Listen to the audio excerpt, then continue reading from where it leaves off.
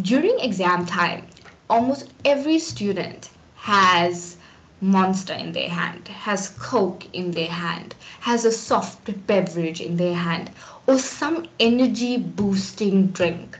And I'm going to tell you that that is not healthy because it's going to give you energy for a very short period of time, and then it's going to bring your energy down during exam time.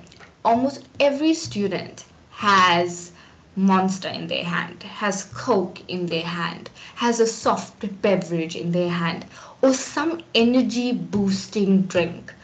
And I'm going to tell you that that is not healthy because it's going to give you energy for a very short period of time. What is nutrition? As our friend who responded said, it is what we put in our bodies. It is study of nutrients and how our body uses them. Now we're going on to types of nutrients. There is two types. There is macronutrients, which is your carbohydrates, your proteins, and your fats and oils. Then there is your micronutrients, which is your vitamins and minerals. I have S. Sahadil and B. Singh. I think we're going to take S. Sahadil first. Good evening, Ravati. I hope you're well. Thank you for a very insightful presentation. Hi, thank you.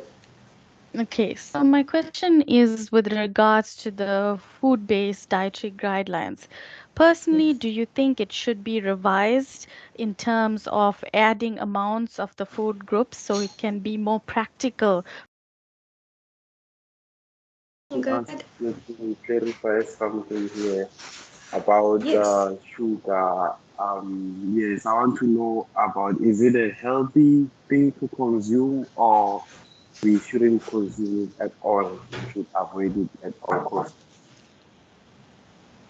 Okay, thank you for your question.